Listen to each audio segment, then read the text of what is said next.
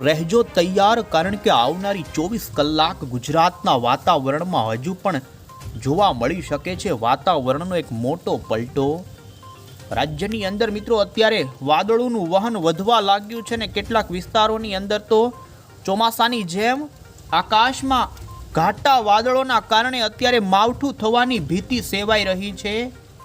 ત્યારે આપણે આજના વિડીયોની અંદર મિત્રો જોઈશું કે શું આકાશમાં ઘેરાયેલા વાદળો વરસશે કે નહીં, તો બીજી તરફ અંબાલાલ પટેલ અને પરેશ ગોસ્વામી તરફથી પણ આ માવઠાને લઈ મિત્રો આગાહી આપી દેવામાં આવી છે।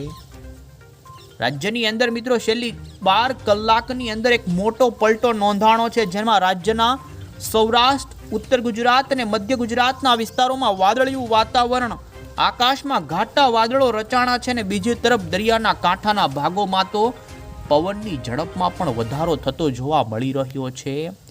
ત્યારે આપણે આજના વિડીયોની અંદર મિત્રો જાણીશું, ખાસ આજના વિડીયોને તમે અંત સુધી જોવાનું રાખજો, કારણ કે આપણે એ જાણીશું શું આ વાદળો રાજ્યમાં માવઠું આપશે કે નહીં, અને માવઠું થશે તો રાજ્યના કયા વિસ્તારોની અંદર, કયા જિલ્લામાં ક્યારે માવઠું થશે ને આ માવઠાની તીવ્રતા કેટલી હશે ને ગુજરાતના વાતાવરણમાં આવેલો આ પલટો કેટલા દિવસ સુધી ચાલવાનો છે। રાજસ્થાન વાળા વિસ્તારો ઉપર મિત્રો વેસ્ટર્ન ડિસ્ટર્બન્સ અત્યારે સાયક્લોનિક વરસાદી સિસ્ટમના ફોર્મની અંદર એક અસ્થિરતા ઊભું કરી રહ્યું છે। આ અસ્થિરતા ગુજરાતના વાતાવરણમાં અત્યારે સૌથી વધુ જોવા મળી રહી છે ને જેના કારણે ગુજરાતના વાતાવરણમાં મિત્રો છેલ્લી 12 કલાકમાં ભારે વાદળો આવ્યા છે। અમે તમને અત્યારની ગુજરાતની લાઈવ મિત્રો સેટેલાઇટ પિક્ચર જે બતાવી રહ્યા છીએ, તસવીર કે જેમાં જોઈ શકો છો ઉત્તર ગુજરાતના તમામ જિલ્લા હોય, જેમાં બનાસકાંઠા, સાબરકાંઠા, પાલનપુર, મહેસાણાથી લઈને મિત્રો અમદાવાદ, ગાંધીનગર જેવા શહેરના વાતાવરણમાં પણ વાદળો ઘેરાણા છે। સૌરાષ્ટ્રની અંદર પણ તમામ જિલ્લામાં વાતાવરણ ફેરવાણું, ભાવનગરથી લઈ રાજકોટ વચ્ચે બોટાદ, અમરેલી, પાલીતાણાથી જસદણ અને વેરાવળ, પોરબંદર સુધીના આકાશની અંદર મિત્રો ગાડરિયા વાદળોથી લઈ ઘટ્ટ વાદળો સુધીનું અત્યારે વાતાવરણ જામ્યું છે। હજુ આવનારી 24 કલાક ગુજરાતનું આ વાતાવરણ બની રહેવાનું છે ને જેમાં શું મિત્રો આ વાદળો રાજ્યની અંદર ઝાપટા રૂપે માવઠું આપશે કે નહીં।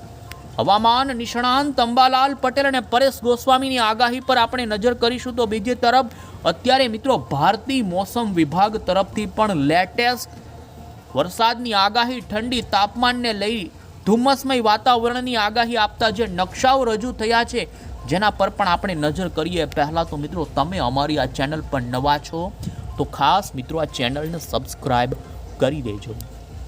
સૌથી પહેલાં આપને જણાવી દઈએ, રાજ્યની અંદર મિત્રો આગાહી અનુસાર 3 તારીખથી રાજ્યમાં વાતાવરણનો પલટો આવવાનો હતો, એ જ પ્રમાણે ગુજરાત રાજ્યની અંદર છેલ્લી 15 થી 16 કલાકની અંદર જોવા જઈએ તો આકાશમાં રાજ્યના લગભગ મોટા ભાગના વિસ્તારોમાં એક હળવો મોટો ફેરફાર આવી ચૂક્યો છે વાદળોને લઈ।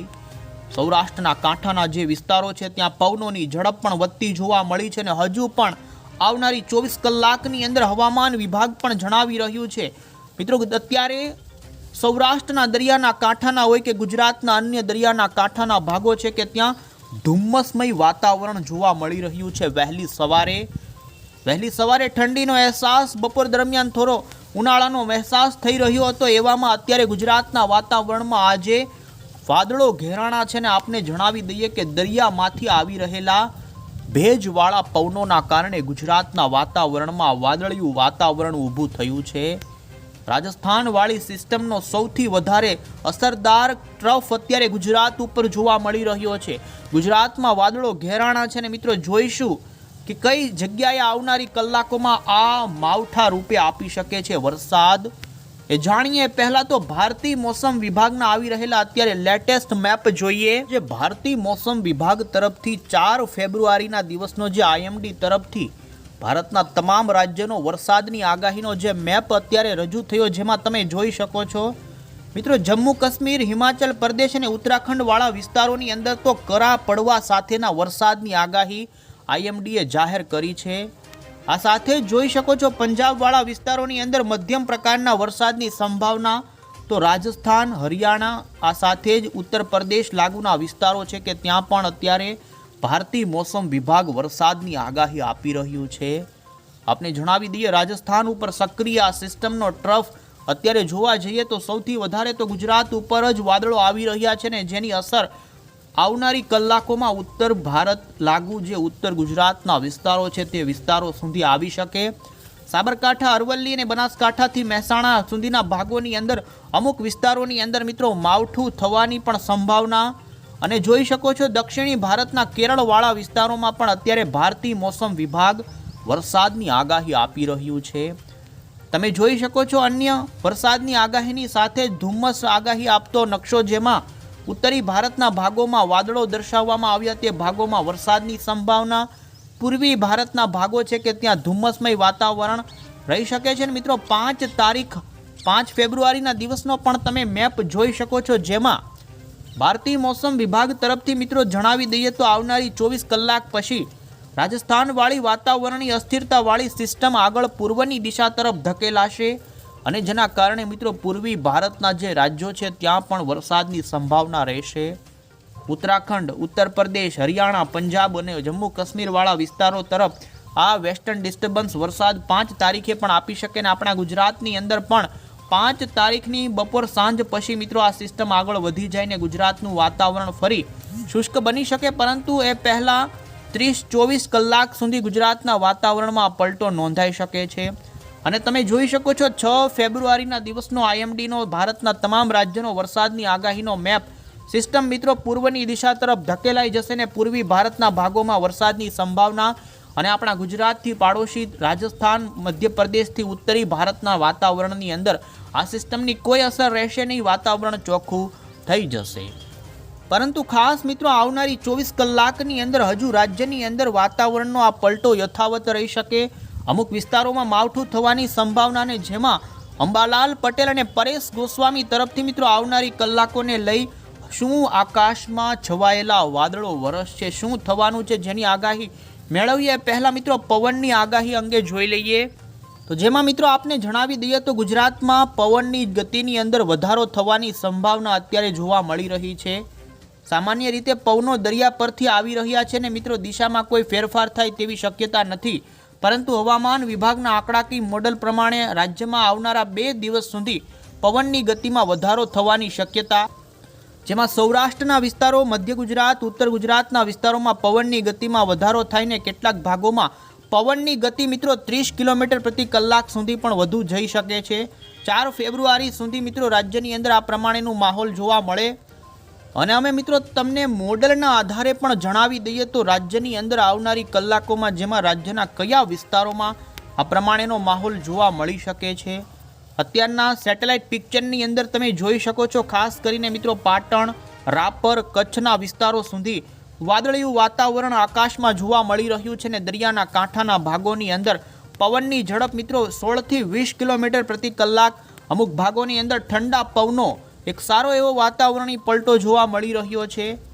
આવનારી કલાકોની વાત કરવામાં આવે તો મિત્રો જોઈ શકો છો હાઈ લેવલના વાદળોનું વહન ગુજરાત રાજ્યની અંદર મિત્રો સૌરાષ્ટ્રના ભાવનગર, અમરેલી અને ગીર સોમનાથથી લઈ દક્ષિણી ગુજરાતના સુરત, નવસારી, વલસાડ, તાપી, નર્મદા સુધીના વિસ્તારો છે કે ત્યાં આવનારી કલાકોમાં મિત્રો હાઈ લેવલના વાદળો વધી શકે છે। હજુ પણ રાત્રિના સમયગાળા દરમિયાન પણ દક્ષિણી ગુજરાતના ભાગોની અંદર ઉચ્ચ લેવલના વાદળોનું વહન વધી શકે છે અને મિત્રો અત્યારે મીડિયમ લેવલના વાદળોની વાત કરવામાં આવે ઉત્તરીય ગુજરાત અને એ લાગુના કચ્છથી લઈ સૌરાષ્ટ્રના રાજકોટ, મોરબીથી લઈ જોઈ શકો છો બનાસકાંઠા, પાટણ, મહેસાણા, સાબરકાંઠા અને ગાંધીનગર, મહીસાગર, અરવલ્લી સુધીના વિસ્તારોની અંદર આવનારી કલાકોમાં મિત્રો મીડિયમ લેવલના ઘાટા વાદળો આવી શકે છે।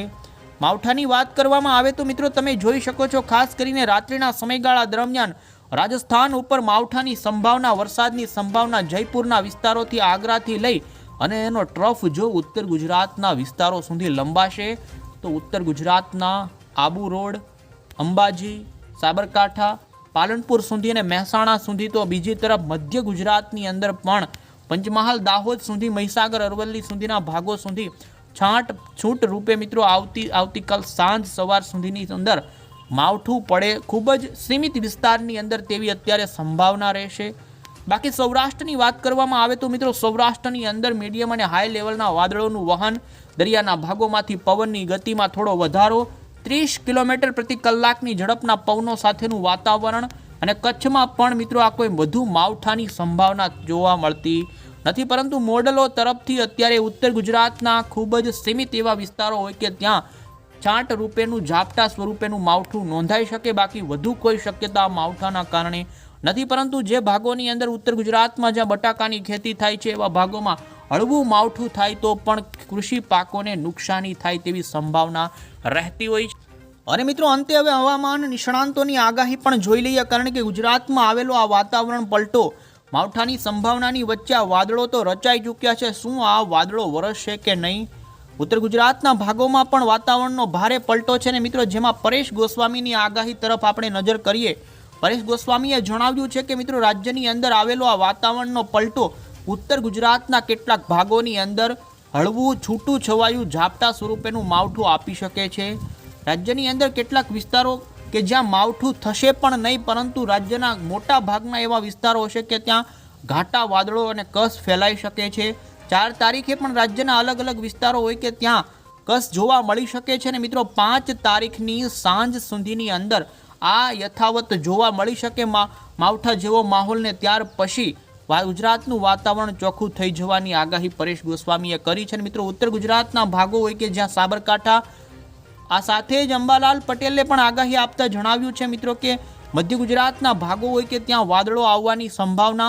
ઉત્તર ગુજરાતના સાબરકાંઠા અને પંચમહાલના કેટલાક મધ્ય ગુજરાત લાગુના ભાગો છે કે ત્યાં છાંટ સ્વરૂપેનું માવઠું થાય, બાકી વધુ શક્યતા આ માવઠાની જોવા મળતી નથી. સૌરાષ્ટ્રની અંદર પણ માવઠાની ખતરો નથી, પરંતુ રાજ્યમાં આકાશમાં કાળા ડિબાંગ વાદળો થવાની સંભાવના. આ મિત્રો હવામાન નિષ્ણાંત અંબાલાલ પટેલ અને પરેશ ગોસ્વામીએ આગાહી કરી છે. નવી અપડેટ હશે આ ચેનલ થકી અમે તમને પહોંચાડતા રહીશું. તમે અમારી આ ચેનલ સાથે જોડાયેલા રહેજો. ત્યાં સુધી આવજો. જય હિન્દ, જય ભારત.